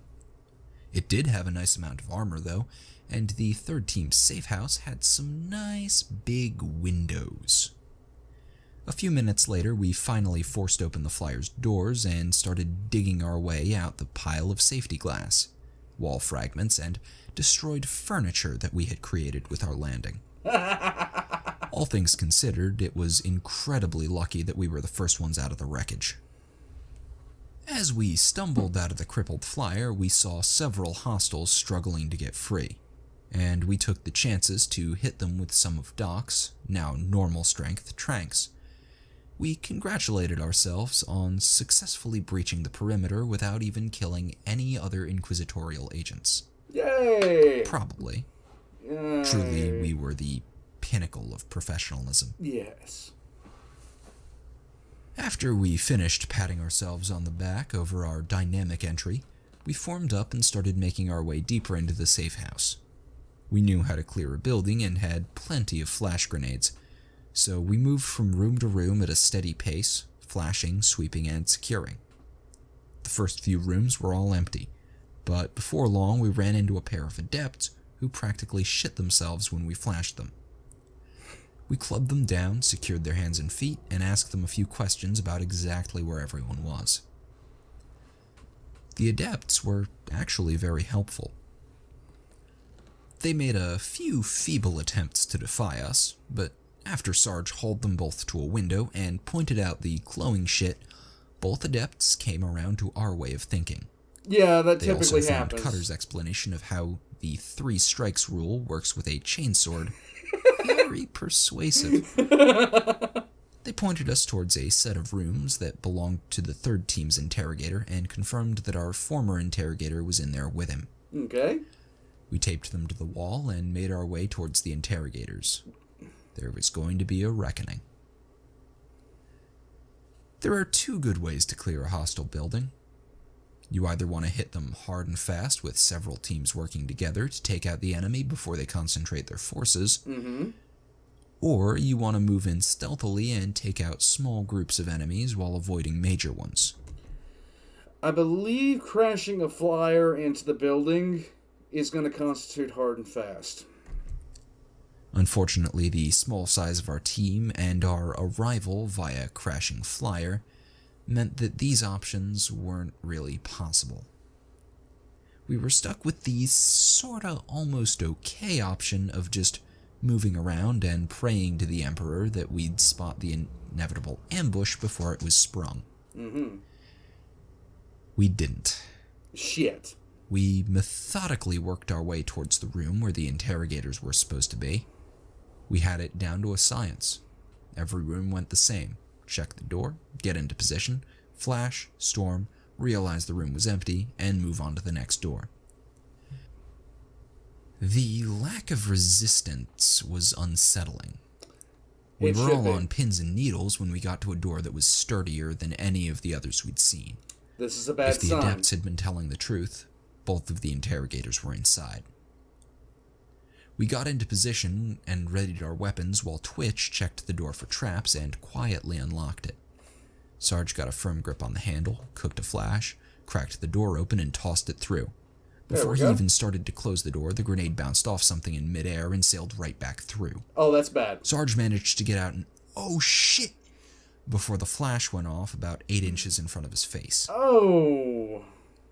Sarge's shout triggered the bone-deep reflexes that all guardsmen develop, and the rest of us managed to turn away. Everyone was still dazzled and deafened, but at least we weren't completely blind. Right. Also, our turn meant that we just happened to be looking in the right direction when the two agents dropped in through the ceiling. Nice. They landed on our flanks in perfect crossfire positions, and even though we were deafened, we could feel heavy boots pounding the door. Thank you, Slacker. Slacker says, reminder, just a reminder, if it's going well, then it's a trap. Very accurate. Thank the Emperor that one of the agents came down next to Twitch and Cutter. The agent who came down next to Twitch and Cutter was the social one we had gone through such trouble to rescue back at the party, and as he landed, he raised a pair of auto pistols. He had about a quarter second to look surprised before a full auto burst hit him in the chest, and a chainsword hit him in the neck. Damn. That taught him to be ungrateful to his rescuers. The second agent landed next to the guardswoman and psyker, neither of whom had reaction times as good as Twitch and Cutter. Before the guardswoman managed to raise her laser gun, the agent landed a brutal kick on her head, raised his auto gun, and opened fire on the psyker and Nubby. The poor bastard didn't have a chance to do anything, but his death gave Nubby a split second he needed. With Weasley speed, Nubby got behind the collapsing psyker and held him up like a shield while he sprayed the agent with wild lasfire. The Emperor was with Nubby. Several of the unaimed shots hit the agent, and Doc's follow-up salvo finished the job. Nice. The entire fight had taken just a few seconds, and the smoke from the flash was still fading as the second agent crumpled to the ground. The psyker was dead, the guardswoman was groggily cursing the dead agent. A barely conscious Sarge was laying on the floor, but the rest of us were okay. We had about 2 seconds to take stock of the situation before the door burst off its hinges and landed squarely on Sarge. Ow. The door was followed by a pair of heavily armored Arbites carrying shields and shock mauls. That's bad. Shields raised, they stood right on top of the door. Attention, citizen! And looked really confused when they saw an entire squad of guardsmen facing them with weapons raised. There was a brief pause while the Arbites realized that the agents were already dead. And we all stared at the feebly cursing lump being crushed under a heavy door and 300 kilos of Arbites. Then Cutter ran in with a scream and the fight was on. Cutter did most of the work this time. There's just no good way to use a suppression shield to stop both lasfire and a maniac with a chainsword. No. The Arbite on the left made a decent attempt at it, though. He held off several strikes from Cutter and shots from Twitch and Doc, while his buddy kept Nubby and the guardswoman from shooting him in the back. He couldn't keep it up, though. A thrust from Cutter's sword nearly made it through, and the Arbite parried the strike right into his buddy's back. Oof. The wounded Arbite staggered forward and removed over 100 kilos of meat and armor from Sarge's back. With a roar of rage, Sarge pushed himself upwards and managed to unbalance the Arbite that was still on top of him.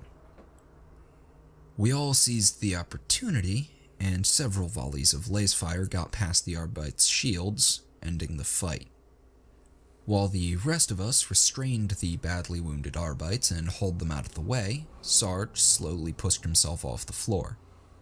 With a pained groan, he got his feet under him and lifted the reinforced door, complaining about its weight and cursing Arbites in general as he did so. Sarge is going, fuck the police. Right as Sarge managed to get upright, his curses were interrupted. A pair of bolts came through the doorway and slammed into the remains of the door and his back. Oof. The door took the brunt of the damage, but Sarge was thrown forwards and slammed into the wall head first. This was the final straw, and Sarge slipped into unconsciousness as Doc hastily grabbed him and dragged him out of the line of fire. From inside the room, we heard the third team's interrogator yell at us to surrender in the name of the Holy Inquisition. A quick peek revealed that both he and the bitch were holed up behind a makeshift barricade and had bolt pistols trained on the door. So no shit, there we were.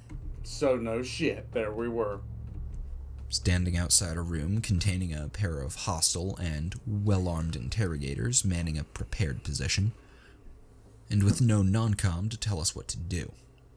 Up to now, we had always looked to Sarge when the going got tough, but he was out for the count. Twitch and Nubby immediately started arguing with each other. Nice. Cutter sat on one of the wounded Arbites and worked on dislodging the pieces of armor from his chainsword. Doc got Sarge comfortable in a corner, and the guardswoman stared at us like we were a bunch of retards. Eventually, Doc got tired of the guardswoman giving him the stink eye and decided that it was his duty, as the only sane member of the squad, to take charge. That's a good sign. Put down his medkit, hefted his laser gun, crept as close to the doorway as was safe, and politely asked the third team's interrogator if he'd consider surrendering the bitch to us. This resulted in a brief, astonished silence and several bolt rounds sailing through the open doorway. Doc was not deterred, though. As the rest of the squad watched in disbelief, he repeatedly tried to convince the two interrogators to stand down. Okay. It really was something to see. Doc, standing against the wall and calmly laying out our grievances and arguing inquisitorial regulations, especially considering that they would periodically fire bolt rounds at him. The crazy part was that he actually seemed to be making progress. Yes. The more he argued, the more thoughtful the third team's interrogator sounded, and the more furious the bitch sounded. The tipping point was when the guardswoman chimed in, confirmed Doc's story, and asked the interrogator to look out the window at the glowing warpy stuff. Yes, look out the window. We heard him get up, walk to the window, and exclaim about it being a threefold sacrificial ritual. A second later, we heard the distinctive sound of the bitch's force sword, a meaty thunk, and the most sulphurous swearing to ever come out of such a beautiful mouth. The good news was that there was just one hostile interrogator now. Yay! Diplomacy wasn't going to work this time, though Nubby made a few attempts, which only resulted in more swearing and bolt fire. She's a good girl. I can change her. Nubby's... Oh, Nubby, come on, buddy. Come on. Oh. We wanted to just rush her, but our former interrogator was a damned good markswoman, and none of us were keen to try trading shots with her. We started trying other things, like grenades and blasting holes in the wall. Mm-hmm. Unfortunately, we quickly discovered that the walls were too sturdy to blast through without collapsing the building, and she bounced every grenade back with her damn telekinesis. Nice. The best we could do was to pop a smoke on our position and hope it wafted towards her. We were running out of options that wouldn't result in one of us getting shot when Doc remembered the Arbite's shields. Nice. Two of us could charge in under smoke cover and try to flank her, while the rest of the squad gave suppressing fire from the door. Hopefully the shields would hold long enough to get close to her and allow the rest of the team the chance to move forward. Cutter was an obvious choice for rushing in, but it surprised the hell out of us when Nubby volunteered to carry the other shield. This behavior was very suspicious coming from Nubby. We reminded him that the interrogator was a heretical super bitch, but he wouldn't listen. He insisted that she was just a nice girl who just got stuck running with a bad crowd. Yeah. We pointed out that she tried to kill us all. He said that most of our superior officers had too. He's not wrong. He's really not wrong in this. We pointed out that she had killed the other interrogator. He said that we'd been planning to do that too, so we shouldn't judge her for it. Finally, Doc pointed out that she had stabbed Cutter and would stab Nubby too if she got the chance. Nubby maintained that lots of people have stabbed Cutter. I'm not worried. I think she likes me deep down. Wow. We gave up at this point and just gave him the damned shield. With any luck, Cutter would get her first and chop her head off before Nubby had a chance to be retarded. No. We got ready, popped the smoke, and Nubby and Cutter ran towards opposite sides of the room. Cutter was faster by far, but right as he got close to the interrogator, she landed a grenade at his feet while staggering him with bolt rounds. Cutter leapt backwards in time, but the blast still sent him and his shield flying across the room. Nubby took advantage of the distraction, though. We all heard a clang as he clubbed the bolt pistol out of her hands, and another as he knocked her to the ground. Okay, Nubby. The rest of us started moving forwards, but stopped in sheer shock when we heard the interrogator surrender to Nubby. She admitted that she had been forced to work against the Imperium by evil heretics who would kill her if she disobeyed. Oh no. She just wanted to be safe. Oh no. We cleared the smoke and watched in amazement as he reached down and helped her up, quietly telling her that he'd make sure it all worked out as he did so. He'd protect her from the bad people, and no one would ever hurt her again. Then, in a fluid movement, she drew her force sword, swung it in a circle, and bolted for large security doors at the far end of the room as Nubby fell to the ground screaming. Twitch and the guardswoman opened fire on her as she ran, but her damned shield held out just long enough for her to pass through the door and lock it behind her. Doc ran over to Nubby and found him lying a full meter from his legs. It was a bad wound. Oof! Oof! Oof! Oh, Nubby, no. Wait, Nubby is now got nubs. Nubby! Slacker, thanks, buddy. The narrator's likely playing Nubby. Yes. Well, Nubby is now Nubby. Yes. But the cut had been across the thighs, not the belly. Thinking fast, Thank you, Slacker. Nubby now has nubs. Yes. You can see who is who on the webpage. She tried to kill the team because she thought the Nubby was a Nurgle agent. Magos says, I worked out that the narrator is playing either Nubby or Twitch. I'm leaning towards Nubby. I'm really leaning towards Nubby. Warden says Nubby lost the argument. He no longer has a leg to stand on at all, apparently. Oh, God. Was that his nickname before this particular incident? Oh, God. Doc put a tourniquet on both legs. Thank you, and started Slacker. a I blood appreciate it, bud. transfusion. While he worked, he lectured Nubby about the importance of critical thinking and listening to other people's advice. Twitch, the guardswoman, and a moderately wounded Cutter walked over to the security door to see if they could get through. To their surprise, it wasn't an escape passage. It was a panic room. A little fiddling got the comm screen working, and they were treated to the sight of a furious interrogator sitting in the middle of a small rune-covered room with a bloody sword in hand. Nice. A bit more poking let them find the transmit switch, and Twitch formally placed the interrogator under arrest and ordered her to turn over her rosette and any bodily fluids she had stolen. She burst into hysterical laughter at this. To everyone's surprise, the interrogator actually started monologuing once she had finished laughing. Nice.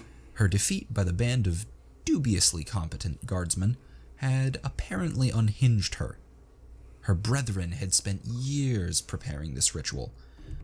Alright, everybody, F to Nick in chat. He says, Nubby, I used to be a guardsman like you, until I took a force sword to the knee. The blood That's of innocents so bad. slain by their very protectors would fuel the warp storm, which would tear this entire blah, blah, blah. Blah. I'm a super heretical bitch, blah, blah. When she started ranting about the glory of chaos, Twitch, Cutter, and the guardswoman quickly became bored and walked away from the intercom, leaving the infuriated interrogator shouting about being able to watch us all die to the horrors of the warp before they claimed her. While the guardswoman went to help Doc, and Cutter guarded the security door, Twitch wandered over to the headless interrogator, poked the dead man with his laser gun. In the official guard method for determining the ickiness of a corpse, then grudgingly started going through the man's pockets when the guardswoman shouted at him to stop being a pansy. Twitch found the rosette pinned to the interrogator's high collar. Okay. Well, most of it. The top quarter of the little device was feebly sparking in a puddle of blood. That's bad. From the severed head. That's real Twitch bad. got his roll of duct tape out and went to work. Twitch is my spirit animal. If you can't duck it, fuck it. But the end result didn't look very inquisitorial. Also, the data jack was full of fluids. On the He paused way too long between there and there. other side of the room, Doc was finishing the field dressings and still giving Nubby shit. The subject had finally come around to how important it had been to get an inquisitorial rosette, and how Nubby had fucked it all up. Amazingly, this got a response out of a semi-conscious Nubby. Hey, Doc. Do you remember how Sarge said I should stop going for people's pockets? Well, I was helping her up. I started thinking about how that fancy bracelet of hers was so important. I figured that if she was all being bossed around by chaos and such, she probably shouldn't be allowed to keep it.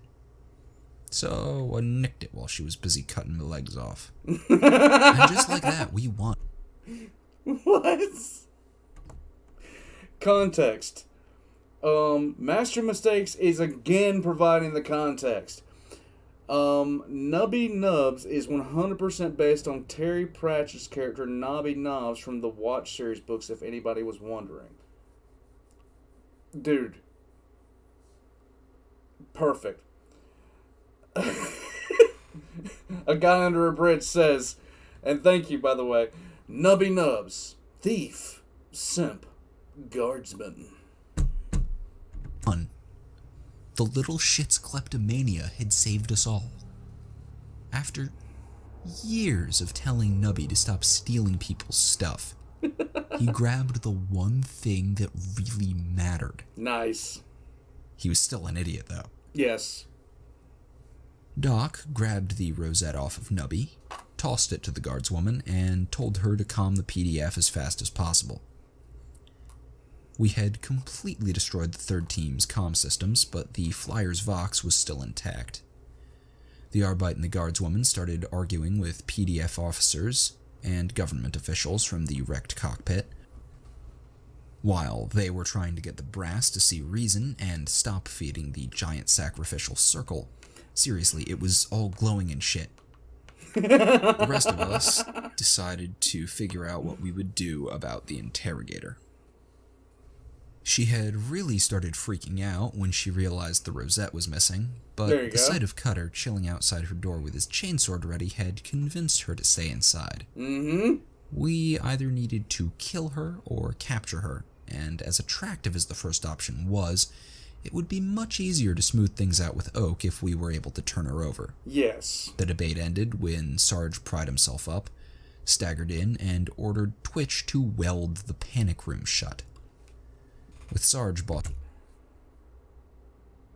If you weld the panic room shut, she can't get out. It's done. Thank you, Slacker. Nubby is the provider of most of their explosives and ammo. Through kleptomania. There we go. Don't look at me like Bloody Magpie says. Don't look at me like that. I'm innocent, I swear. Bossing us around, we started getting shit done again. Twitch welded the panic room shut.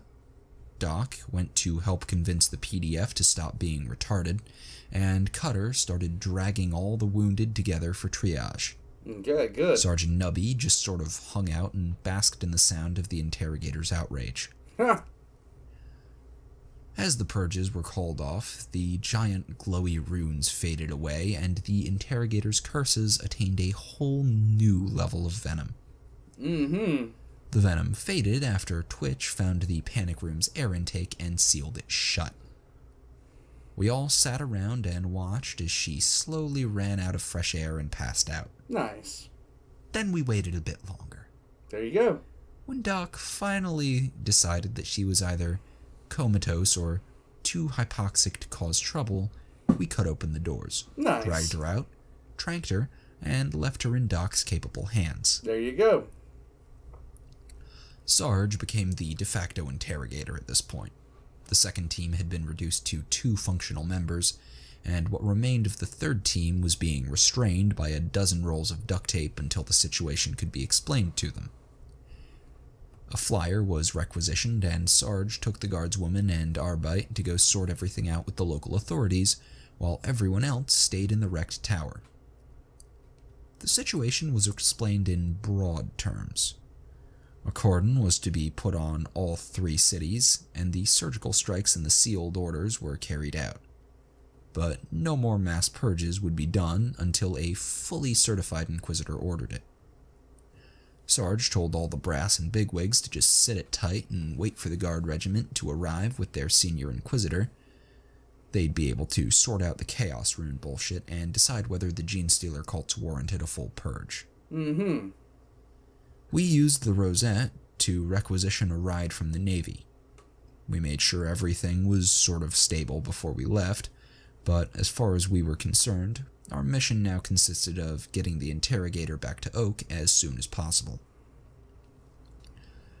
The guardswoman who had helped us through the last battle decided to stay with the Arbite, the 2 wounded clerics, and the rest of the third team. Okay. The local authorities needed the help of someone who knew how Genestealers worked, while they waited for the Inquisitor to show up. After Sarge had requisitioned our ride home, and convinced the Navy we were serious people, he handed the Rosette over to her. Hopefully she would keep things from going all to shit before help arrived. As a sort of afterthought, we formally invited her to hang with our regiment if she ever got back to base. That done, we packed up our gear, wounded Dumbass, and sedated Interrogator. Then we got the hell off the planet. Sedating a person for a long period of time doesn't really work. No. They tend to spontaneously die or not wake up. This isn't an issue if you have a stasis pod, but that's not something you can get on most Imperial frigates, so we had to improvise a little bit. Letting the Interrogator sit in a cell was an invitation to disaster. It wouldn't be a day before she convinced some swabby to let her out, so we went the cold-hearted medical route. Doc brushed up on his reading, got the senior ship's surgeon to lend him a hand. In this case, hand means doing most of the procedure for him, and installed a shunt in the Interrogator's spine. This more or less paralyzed her from the nose down, and combined with a psychic damper, it kept her from causing trouble. Good. She was kept in our private medbay next to Nubby. The Force Sword had done something nasty to Nubby's legs. It was going to take augmetic surgery to get them back, but he was remarkably cheerful about the whole thing. He spent most of the journey talking to the Interrogator and telling her stories of our adventures, keeping her spirits up and all that. Oh my god. He thoroughly enjoyed having someone to talk to who didn't tell him to shut up or stop lying. Doc taught the Interrogator how to communicate via blinking as a sort of experiment during the trip. She's blinking SOS. Please help. Please help. But all she ever said was, "Kill me." Nubby thought this was needlessly grim and redoubled his efforts to cheer her up. When we finally got back to Oak's Spacefaring Inquisitorial School, Sarge handed over a report of the squad's adventures and refused to budge until a senior interrogator confirmed that the report had been read and collected the interrogator. Nubby was sad to see her go, and hoped she would come visit after the Inquisition helped her with the bad men.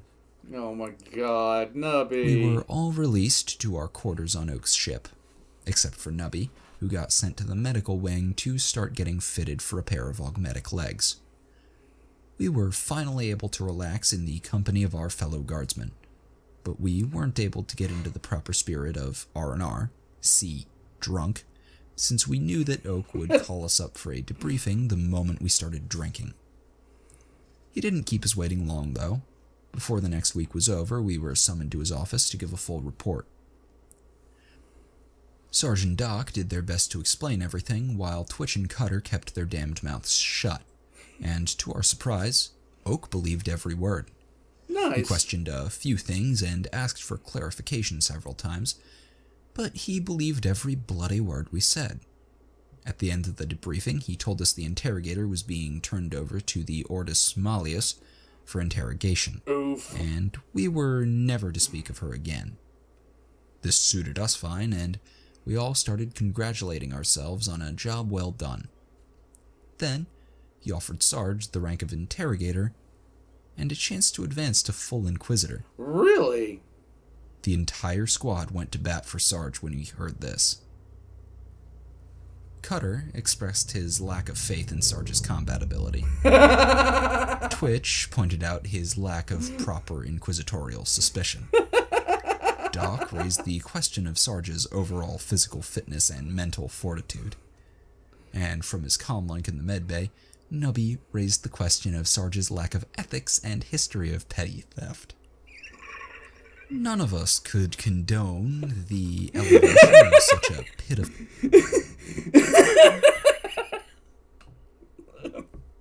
Got us back. Full specimen to the rank of interrogator. It would be a dishonor to the entire Inquisition. In the face of all these perfectly valid arguments, Sarge regretfully declined Oak's offer. He just wasn't good enough to be an interrogator. It's sad, so really. he'd have to settle for being a simple sergeant. Yes. A very bemused Oak acquiesced to Sarge's rejection. If the man's best friends didn't think he was interrogator material, that was the end of it. So he finished the debriefing and sent us on our way. We went and drank until we puked, and then puked until we passed out. There you go. Except for Nubby. He was stuck in the med bay eating and drinking nothing but nutritionally balanced meals. Paste. Poor little bugger. Our R&R binge lasted for quite a while, but eventually it came to an end. We geared up for our next mission, but unfortunately Nubby was still struggling with his augmetic legs. Learning to walk on artificial legs is a long and arduous process, which not everyone can master. But Nubby had faith, and assured us that he'd keep at it while we went on our next mission. Luckily, there was an open post in the quartermaster's department. Thank you, Slacker. You're going to love good soldiers, bad educators. I'm trying to figure out how I'm going to work the next few live streams. We're going to reach the end of this. I really appreciate it, Slacker. That interrogator is probably going to miss Nubby when the Order of Malice gets... Declonius, that interrogator is going to be begging to have them back. He's just, like, begging for Nubby. That was so Slaneshi sounding. Oh my god. And on the ship. It would be the perfect job for him while he got his feet under him, as it were. We left the med bay after that discussion with heavy hearts. None of us had exactly liked Nubby, but we couldn't imagine deploying without him. Where the hell would we get our ammo from? He always just seemed to have fresh packs for us. Nubby, as we got back to the barracks, we logistics. were greeted by a familiar voice. Sitting in the middle of the room was the Rupert, complete with a shiny augmetic arm and Alfred at his back. He was chatting with Crisp, one of the few surviving flamer experts in the regiment, and seemed to be enjoying himself immensely. In a jolly voice, he invited us over and told us he wanted our help on a little trip down to the colonies for a spot of theological trouble. According to him, it was positively benighted down there. Not a single illuminated thinker on the whole planet. No one to point them towards the light of the Emperor. You might call it a dark heresy, what? Oh god, really? We gathered up our kits and followed him out. After all, we knew there were worse interrogators out there. Alright. Oh, man. So that was Nubby's girlfriend. Oh my god.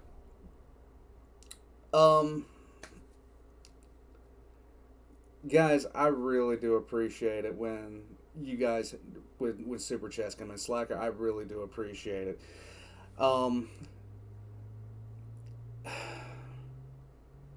This series keeps getting better.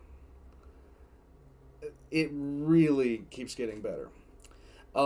Let's see. The next 3 episodes assignments will be a treat. Now, I've noticed that the next couple of episodes are split up into parts. So I'm trying to figure out how I'm going to do that. If I'm going to make one really long stream or what I'm going to do, I'm not sure. But I'm going to have some time to think about it. I'm really not exactly sure to what extent I'm going to be able to do live streams. Normally, right about now, I start getting ready to go to sleep. In fact, I'm usually asleep for about 15 minutes at this point. Obsidian Black says, coming up on my second favorite chapter in the series, Big Chewer, I'm glad that you got to come to a live stream. I'm glad that you got to come to a live stream. I really am. Bloody Magpie says, when there's good ammo and supplies left behind in the advance, somebody needs to retrieve it, and every guardsman that's worth his salt is a collector of sorts. You have to. Big Chewer does Big Chewer does come to some of the live streams, but I think Big Chewer, it's just a scheduling thing. Kind of like my schedule right now kind of precludes me from certain things. Let me scroll up a little bit. Nubby being assigned as a quartermaster is likely reference to Nubby, the Discworld. I have not seen a Discworld. Having once been in charge of a military armory. That was from Warden. Let's see.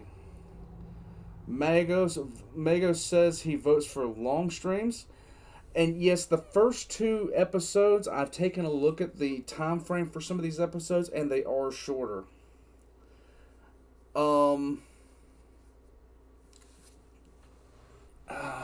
Let's see. Golden Tekamaroop. Glad you're still here, bud. I'm going to be putting together a couple of things. Somebody asked me if there was a Mistakes of the Emperor coming out. There is. I'm just waiting on something to happen right now. And as soon as that happens, I'm going to be recording that. I'm kind of trying to keep it close to the chest right now because it's going to be kind of fun. And, let's see. Young guardsmen make great recruits for the Blood Ravens.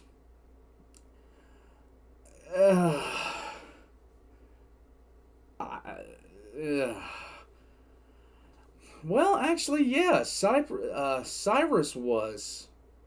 Wasn't he? Cyrus was, I can't remember which book it was, but Cyrus was the,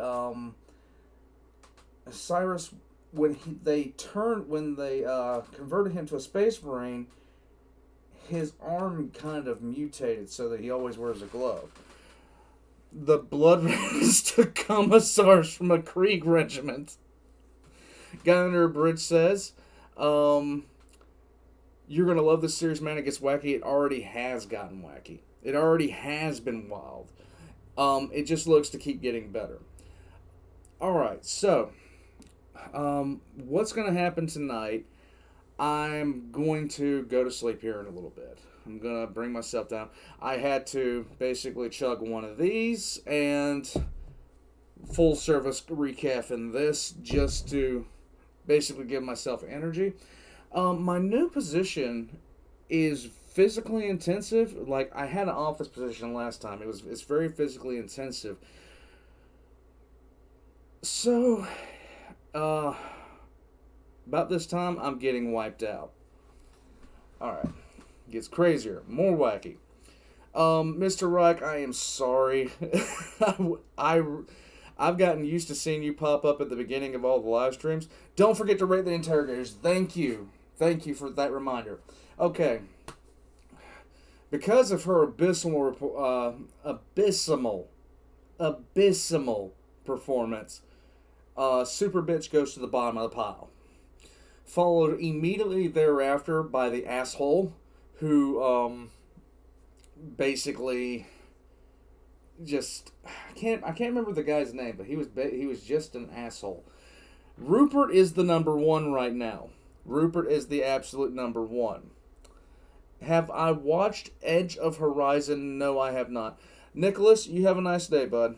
When it comes to interrogators, no man can beat the interplanetary man of mystery. Oh, God. Don't tell... Austin Powers? Nice. I might need to watch Edge of Horizon. What is Edge of Horizon, Mr. Ike? A good way to recover from intense physical jobs is listening to All Guardsmen Party and live streaming that. Actually, I normally get out of work about let's see. In this case, close to 6 hours ago. Today I got out a little bit earlier. I'm usually working 6 days a week right now. And yeah, I'm enjoying the position. I definitely am. I can't wait for things to basically turn around and get a little bit I want to get out of this place that I'm living in now and move me and the hospital into a full well, basically get us a house in this area. That's what I'd like to do. Nick asked the question, are you an Inquisitor, Commissar? No. Shane Clark. Shane, you have a nice day. It's a horror movie. Diclonius,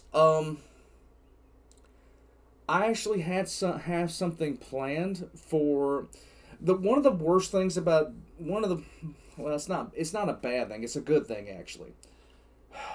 I got a scratch on this lens right here and it's painful. One of the things about as many series as I've been taking a look at recently, things like that, is that you make plans and then they get pushed. And then they get pushed and pushed and pushed. I was working on something, and then it kind of got left in the rungs. But as soon as I saw the request for reaction channel, I reinitialized those plans for what to do with the Idol series. So I'm going to be watching legitimately as many of those as I can get. Well, not as many as I can get to. I'm going to be watching them in a series when I first, so the first Idol video I actually watched was out of place, out of order, and then you guys wanted me to check out, him out even more, so I started watching. I stopped the series, I think, when I moved from Reno to where I am now, and I just never restarted. And I think I was at Stalwart at that point. Mr. X says, a prequel of sorts, think a ship getting lost in the warp without a Geller feel for the plot. Jesus. So, a slasher flick. Dark Innovator asks, I was wondering, my lord, are there going to be more explored Perturaba and Lion interactions in your heresy? For the brief time they were together in the heresy, they were so friendly together. In the Horus heresy, for the latter point. You know, Dark, that... When I restart the heresy, I've already got a good amount of that written. For those of you guys that don't know, I started a Commissar. I started the Commissar story. And I did not think that I was going to be writing so much for this. I thought it was going to be 3 parts, maybe 4. At this point, I'm well beyond 4. Once I finish the Commissar story, I'm going to be jumping back into Heresy the Betrayed. And yes, Dark, there's going to be a lot of interactions between various Primarchs that are going to be different. Cydia, you have a wonderful day. I'm going to... I'm sweating. It is hot in this room. So, let's see. Super Saiyan Neclonius. I would prefer to see Angron and Conrad together. I really feel like they would get along. Now, one of the things... we can turn this into a quick Q&A about the Heresy that Betrayed, as far as stuff that I've already put in. Angron in this, if in Heresy the Betrayed, if you haven't noticed, Angron never received the Butcher's nails. He never had the nails put in him at all. When I wrote Heresy Betrayed, there are some things that are changed, and that some of them are going to become very, very evident soon. As soon as I restart it. Megos, I believe you did a video on Event Horizon once. Yes, Megos, and I honestly am thinking about redoing that because the way I've done videos has changed. Simple. You missed the stream. Back to point zero and watch it like you always do, not live. Oh, man, I'm sorry, bud. Dark Innovator, was Angron saved by the Emperor then? I wonder. Huh. Maybe, maybe not. We'll find out. Can a Commissar order an Exterminatus? No. A Commissar cannot order an Exterminatus. Unless certain circumstances are met. Let's see. Did he... I'm sorry, Mr. Reg. Did he what? There's a lot of comments. Recommend the Fulgrinium Heresy for a chapter Angron without the nails but still heretical. There's a lot of instances where Angron would turn without the Butcher's nails. Let's see. Understanding. Dark Innovator says, interesting point too. While I understand the flipping of the Primarchs, I never understood how the Lion could actually turn against the Emperor. I agree with that statement. Okay. Well, let's see. Fulgrinium Heresy is a good source of making the traitor Primarch's fall seem plausible. Another good 40k-ish... Diclonius says, another 40k-ish film to watch is The Color from Space. That was a straight-up warp film. I've never heard of that, Diclonius. I have not heard of that once. Arnukes asked, then how do you order so many Exterminatuses? Blessed is the mind, too small for doubt, Arnukes. Why? Don't worry about asking questions like this. Don't worry about it, bud. It's fine. Don't worry. Just pray to the Emperor. You'll be fine. And don't pay attention to any Watercast propaganda. Yeah. More likely that the High Riders put the nails in his father, not Angron. Mr. Reich says, I am not a fan of the Lion. If you had been in the Discord earlier, I was playing some War Thunder with a couple of people, and I had a discussion about me and them had a discussion about a few of the Primarchs. One of them being the Lion, another one being Lehman Russ. I am not a fan of Lehman Russ. Do you need more Commissar? I can get more for you if needed. Just don't steal anything, Bloody Magpie. Just don't steal anything. Nicholas Young says, Lion is a fanatic. He is loyal to the Emperor as an idea rather than man. Exactly right. I would not call him a fanatic as much as I would call him...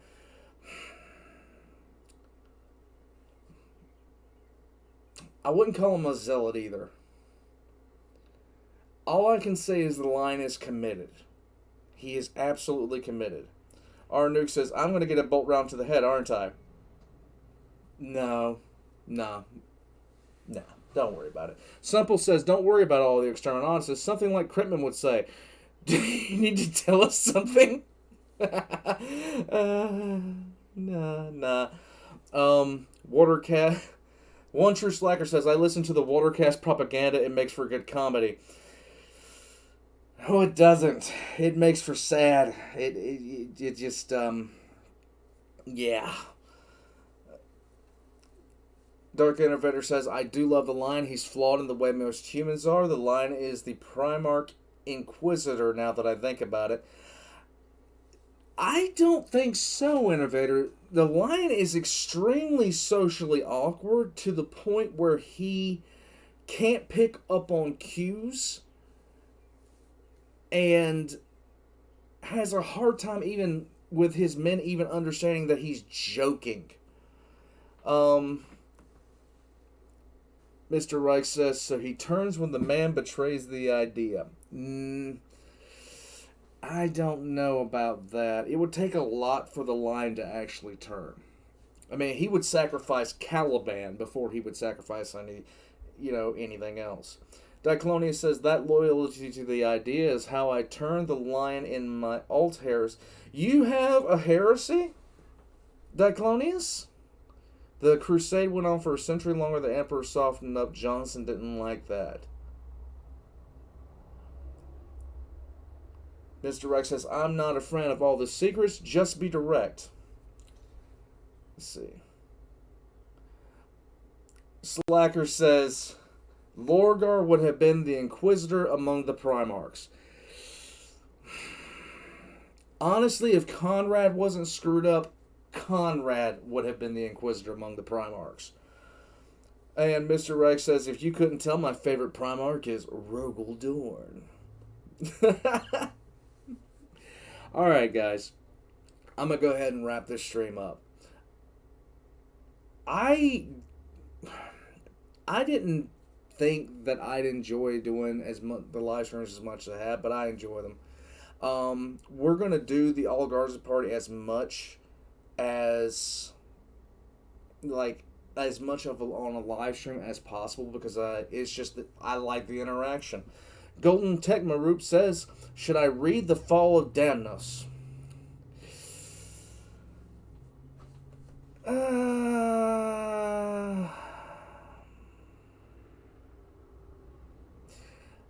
Yeah. The Fall of Damnos.